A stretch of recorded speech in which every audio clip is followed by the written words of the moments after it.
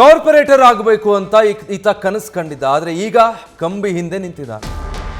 Corporate ಆಗೋದಕ್ಕೆ ತಯಾರಿ ನಡೆಸಿದ್ದ ನಾಗರಾಜು ರಾಚಯ್ಯ ಇತ್ತೀಚೆಗೆ ಕಾಂಗ್ರೆಸ್ ಪಕ್ಷದಲ್ಲಿ ಈತ ಸಖತ್ ಸಕ್ರಿಯವಾಗಿದ್ದ ಕೂಡ.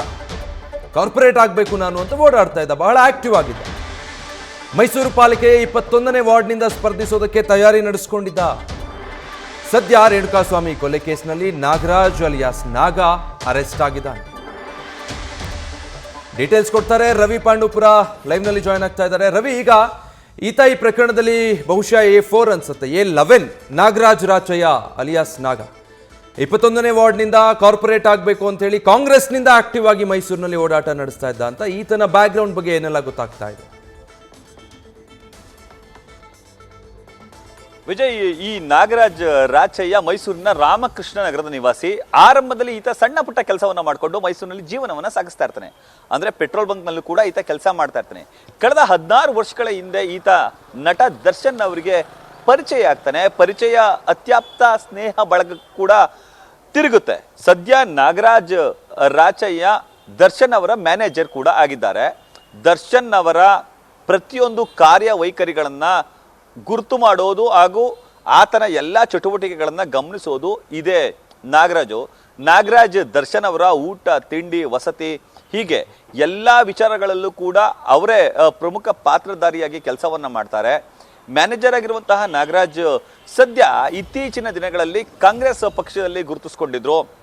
ಮೈಸೂರಿನ ಪ್ರಭಾವಿ ರಾಜಕಾರಣಿಯ ಜೊತೆಗೂ ಕೂಡ ಅವರು ಒಡನಾಟವನ್ನು ಇಟ್ಕೊಳ್ಳೋದ್ರ ಜೊತೆಗೆ 21ನೇ ವಾರ್ಡ್ನಿಂದ ಕಾರ್ಪೊರೇಟರ್ ಆಗ್ತೀನಿ ಅಂತ ಹೇಳಿ ಆತ ಕನಸು ಕಂಡಿದ್ದ. ಆ ಕಾರಣಕ್ಕಾಗಿ ಇತ್ತೀಚೆಗೆ ಹಬ್ಬ ಹರಿದಿನಗಳು ಬಂದಾಗ ಬ್ಯಾನರ್ ಬಂಟಿಗಳನ್ನ ಹಾಕ್ಸೋದು, ಫ್ಲೆಕ್ಸ್ಗಳನ್ನ ಹಾಕ್ಸೋದು ಸರ್ವೇ ಸಾಮಾನ್ಯವಾಗಿತ್ತು.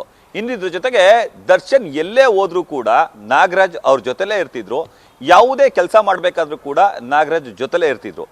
ದರ್ಶನ್ ಅವರ ಓಡಾಟದ ಖರ್ಚು ವೆಚ್ಚಗಳನ್ನು ಸೇರಿದಂತೆ ಎಲ್ಲವನ್ನು ಕೂಡ, ಅಂದ್ರೆ ಇಲ್ಲಿರುವಂತಹ ತೋಟದ ಮನೆ ಆಗ್ಬೋದು ಅಥವಾ ಮೈಸೂರಿಗೆ ಬಂದಂತಹ ಸಂದರ್ಭದಲ್ಲಿ ಅಥವಾ ಬೆಂಗಳೂರಿನ ಮನೆಯಲ್ಲಿದ್ದಾಗ ಸಂದರ್ಭದಲ್ಲಿ 24 ತಾಸು ಕೂಡ ದರ್ಶನ್ ಹಿಂಬಾಗಲಿಗೆ ನಾಗರಾಜ್ ಅವರು ನಿಲ್ಲುವಂತಹ ಕೆಲಸಕ್ಕೆ ಮುಂದಾಗ್ತಿದ್ರು. ಇನ್ನು ಇತ್ತೀಚೆಗೆ ನಡೆದಂತಹ ಮೈಸೂರು ಜಿಲ್ಲಾ ಕುರುಬರ ಸಂಘದ ಚುನಾವಣೆಯಲ್ಲೂ ಕೂಡ ಈ ನಾಗರಾಜ್ ಸ್ಪರ್ಧೆಯನ್ನ ಮಾಡಿ ನಿರ್ದೇಶಕರಾಗಿ ಆಯ್ಕೆಯಾಗಿದ್ರು. ನಿರ್ದೇಶಕರಾಗಿ ರಾಜಕೀಯದಲ್ಲೂ ಕೂಡ ಅವರು ಗುರುತಿಸಿಕೊಳ್ಳುವಂತ ಕೆಲಸಕ್ಕೆ ಮುಂದಾಗಿದ್ರು. ಚಾಮರಾಜ ವಿಧಾನಸಭಾ ಕ್ಷೇತ್ರದ ಹಲವು ಸಂದರ್ಭಗಳಲ್ಲಿ ಅವರ ಫ್ಲೆಕ್ಸ್ಗಳು ಹಾಗೂ ಬ್ಯಾನರ್ಗಳು ನೇತು ಹಾಡ್ತಿದ್ವು. ಕಾರಣ ಕಾರ್ಪೊರೇಟ್ ಆಗಬೇಕು ಅನ್ನೋದು ಅವರ ಕನಸು. ಸದ್ಯ ಈಗ ಕಂಬಿ ಹಿಂದೆ ಇದ್ದಾರೆ. ಅದಕ್ಕೆ ಪ್ರಮುಖವಾದ ಕಾರಣ ದರ್ಶನ್ ಅವರ ಈ ಒಂದು ಅಂದ್ರೆ ದರ್ಶನ್ ಅವರು ಸಿಲುಕಿಕೊಂಡಿರುವಂತಹ ರೇಣುಕಾಸ್ವಾಮಿ ಕೊಲೆ ಪ್ರಕರಣದಲ್ಲಿ A11 ಅಂದ್ರೆ A11 ಆರೋಪಿಯಾಗಿ ಈಗ ನಾಗರಾಜು ಕಾಣಿಸ್ಕೊಂಡಿರೋದು. ಸದ್ಯ ಅವರು ಬರ್ತಿರೋ ಮಾಹಿತಿ ಪ್ರಕಾರ ಪೊಲೀಸರ ಎದುರು ಕನ್ವಿಕ್ಷನ್ ಮಾಡ್ಕೊಡ್ತಿದ್ದಾರೆ ಅಂತ ಹೇಳ್ತಾರೆ. ಆದರೆ ಅವರಿಗೆ ಮನೆಯಲ್ಲಿ ವಯಸ್ಸಾದಂತಹ ತಂದೆ ತಾಯಿಗಳು ಜೊತೆಗೆ ಅವರ ಸಹೋದರಿ ಎಲ್ಲರೂ ಕೂಡ ಇದ್ದಾರೆ.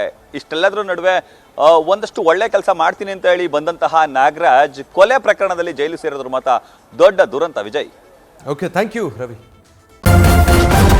ನ್ಯೂಸ್ ಫಸ್ಟ್ ನಿರ್ಭೀತಿಯಿಂದ ನಿಮ್ಮ ಪರವಾಗಿ.